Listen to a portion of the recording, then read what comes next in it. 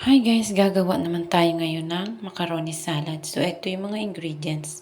At nalaga ko na dyan ang macaroni. At next natin ipe-prepare ay itong sweet ham. At yan po ay nailuto ko na lahat. So, next naman natin ingredients ay ang carrots. Sunod po ay ang cheese.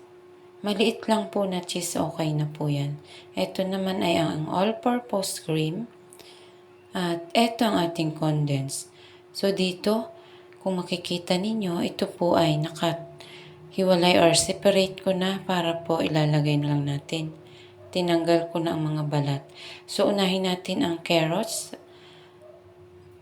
At eto ang katulong ko nga pala dito ay ang aking pong magiging chef daw paglaki. So ayan, hinalo-halo muna natin and then ito ang next ay ang sweet ham na slice na po siya. So, ayan. Ang maganda po dyan ay nailuto na natin lahat at nagisa na natin. So, next naman natin ay ang cheese.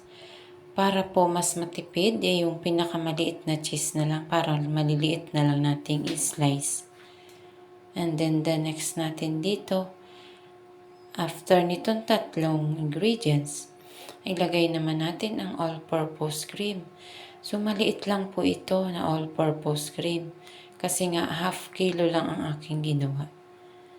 So, dyan. At ang next natin dito na pinakahuli nating ingredients ay ang condense.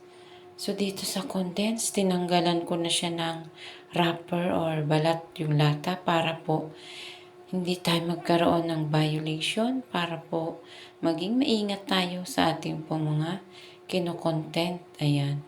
At kahit po paano, hindi po talaga makakikitaan ito ng mga branded, okay? Kung tayo po ay hindi pa wala tayong invitation sa branded content. Ayan.